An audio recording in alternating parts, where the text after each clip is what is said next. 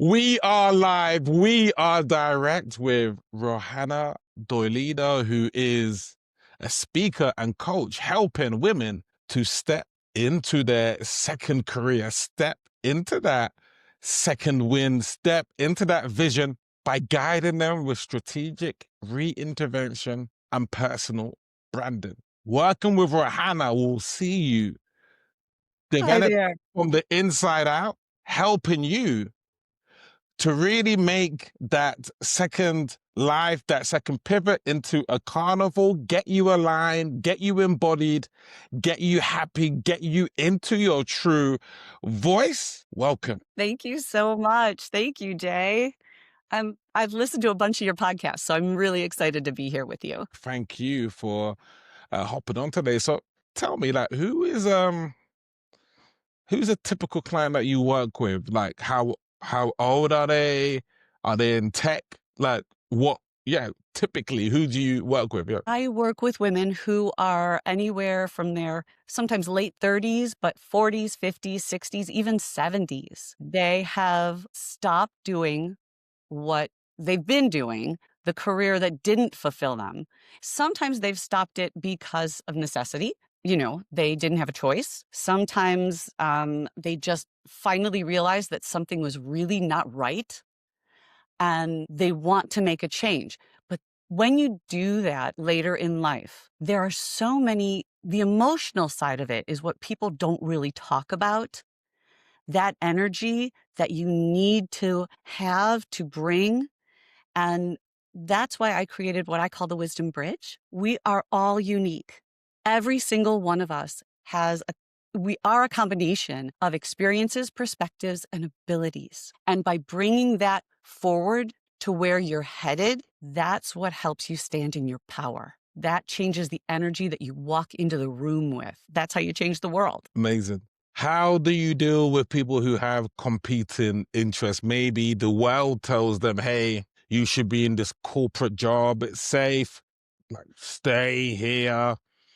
And maybe in their heart, they want to maybe serve people who have been domestically abused, or they want to serve people who have got imposter syndrome, or they want to get into executive coaching. How do you help people to tap into that inner voice? That call to serve, Mm, eventually you can't ignore. wow. I know that I've certainly felt that. I've honestly felt it most of my life. All the different reinventions that I've gone through, Yeah. they've been to serve others. And when you are stuck in that corporate world, or you are stuck in that job that's just draining your soul, you're going to reach a point where that need to serve others is going to supersede everything else. So whether you just need somebody to talk to about it, because I can just talk you through it, or sometimes you need to see a path. I call it the second act compass. You Mm, you need to see the direction. And once you can really see that direction, then if you need to serve, nothing will stop you. extremely powerful. I love the ikigai. That Yes. tool, yeah. That tool really did change my life in terms of helping people to get aligned, so to speak.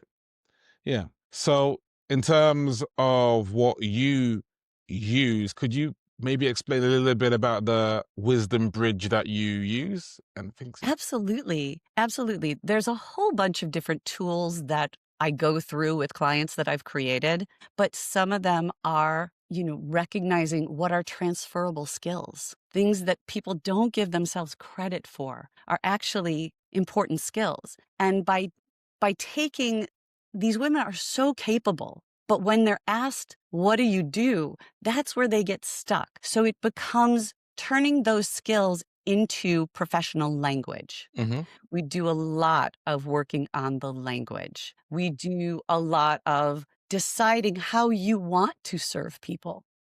Excuse me.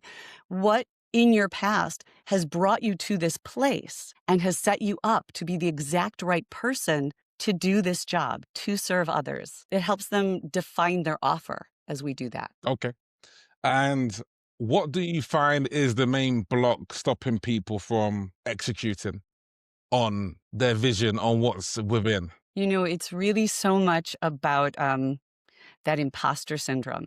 It's the quiet part that people just don't usually talk about. It's the feeling like I should have had my life together by this age. It's being embarrassed. People are saying, "You quit a great job to do what?"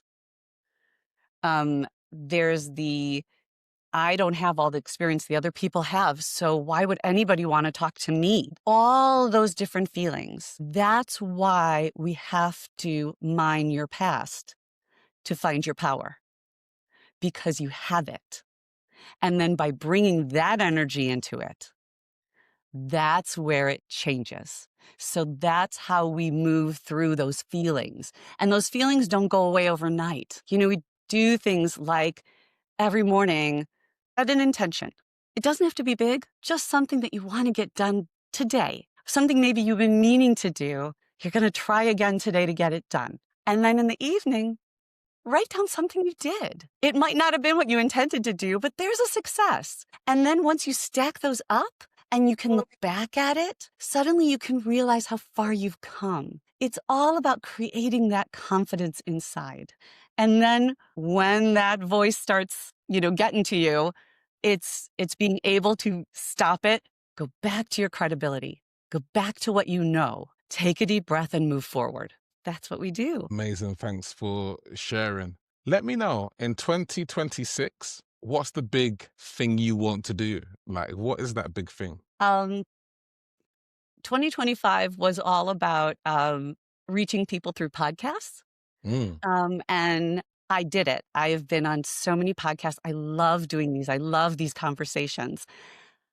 I want for 2026 to be on uh, speaking engagement stages, amazing. virtual or in person. I'm happy to talk. I could talk all day, you know. but that's I think where I want to go, so that I can talk to a broader audience, bring this to more women, help more women find their confidence, find their power, stand in their power. That's what I want to do. And I'm writing my book. I'm writing the book about the wisdom bridge. So that's going to come out this year too. Well done. I actually just finished writing a book on my whiteboard method. Yeah. Really? Yeah. My whiteboard method for sales. And yes, currently being edited and those sorts of things. But it's good when you can get everything together and, really align with it. What would you say is the main block for you, like when it comes to expanding your reach? I know for me, when I was serving women, it was a case of, why would they want to learn from me, like a guy from the UK, when they could learn from some of the other guru mentors? Like, why me? Like, in a sense, when I was, doing this work. But how about yourself? For me, it is actually about narrowing down things that don't serve me, because I can waste so much time. I can keep myself so busy. I can go down so many rabbit holes, and it doesn't serve me. And I'm one person working alone. So that means, being an entrepreneur means it's all you in the beginning, initially. And so doing things that don't help me grow, that's what I've got to be careful not to keep doing. That's been tough. That's been tough, but I'm doing it. It's only day what, 8, but I'm doing it. Nah, that makes complete sense. Podcast name, She Leads, She Sells. Let's unpack both. Mhm. How are you selling? Like, what methodology? How are you getting visible? I know you mentioned podcasts 2025, but how are you selling? It's mostly through social media and through free giveaways. That really built my email list, and then got people to do calls with me. My True Voice brand consultation call is what I call it. And when you download my free gift, then you get the opportunity to set up a time with me if you'd like to.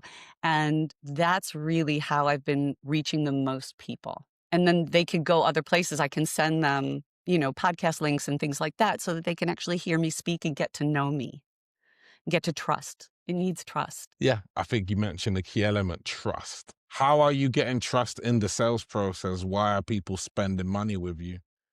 Like, It's the connections. It's making that connection, because any mentor-mentee relationship is a two-way relationship. You both learn and you both grow. And so once you've talked to somebody and you've really made a connection with them, then that desire to grow together is just there and is exciting.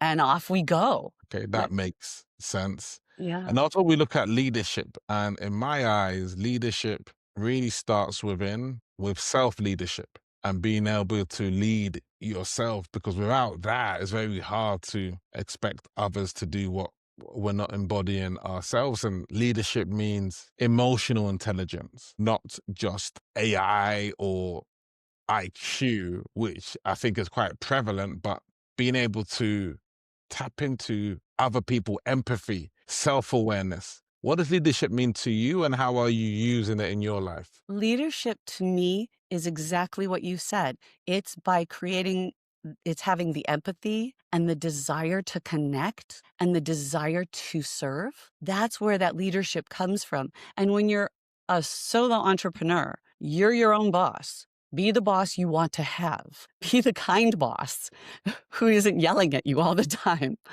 And you have to, it comes down to your why. Why are you doing this, right? And so if that why is so strong, it will help you lead yourself forward, help you make those connections. And it's all human connections, because this is a business where people buy from people. They've got to get to know you and trust you. It's too much money, and there's too many people out there who are coaching. There's too many people offering them, this so the same thing you are, in air quotes, right? What makes you different? How are you unique? And that's where your energy, your leadership, those connections, all of that, that's where that happens. And that's where the sales come from. You mentioned a fantastic point about what makes you unique. Why is it important to be unique in this day and age? Because especially if you're doing anything that's online, there are not hundreds, but thousands of people, or hundreds of thousands of people who are doing the same thing you are. So why should somebody want to talk to you over somebody else? And that's where the wisdom bridge comes in. Because what you've been through, what you've done, what you've achieved, what you've experienced, what you've survived, all of those skills, all that knowledge makes you different than everybody else. And that's where you're talking myself around in circles, but that's where you are different than everybody else. That's where you find your gap in the market and you can move into. You're not the same as everybody else, even if personal branding. I mean, oh my gosh, how many people are doing personal brand? How many hundreds and thousands of people are doing personal branding? Mm, So what's going to make you stand out? You have to.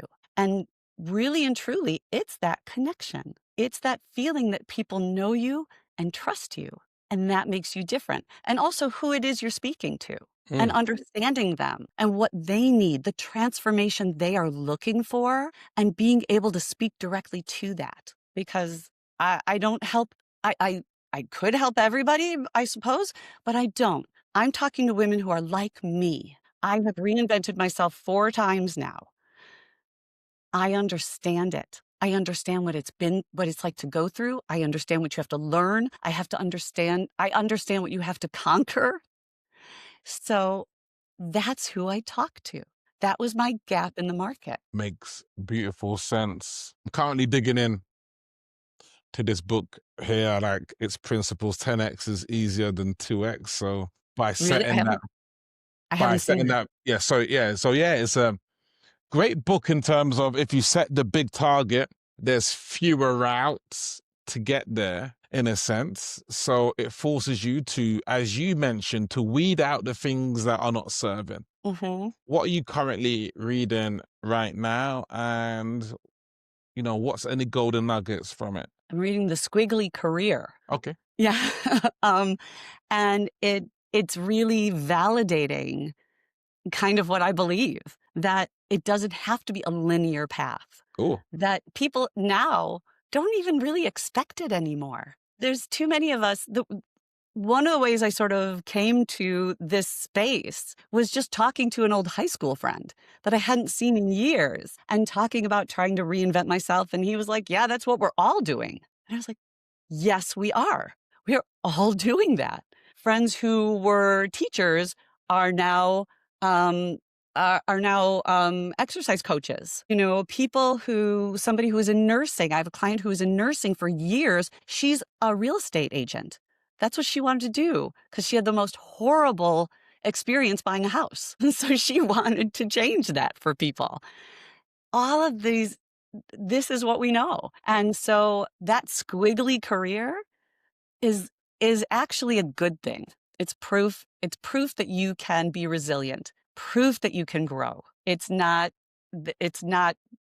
all of your chances being taken up, you know, that difference. It's well said. Well laid out. Thank you for serving today. It's been good to connect. How can they get in contact with you and who you're looking for specifically? So if you are in your second career and you're struggling to believe in yourself, you're struggling to find your validation, your credibility, you don't know how to talk about it, that's the person I can help. Truly, truly make a difference for. You can find me on LinkedIn. You can find me on Facebook and also on Instagram. I'm there. Brilliant. Thank you for sharing. You'll share your links in terms of to book a call with you and the Absolutely. such. Rohanna, it's been a blessing to connect with you today. Thank you for your time and your wisdom. Thank you. Thank you, Jay. I appreciate it. Is in Rohanna. She leads, she sells.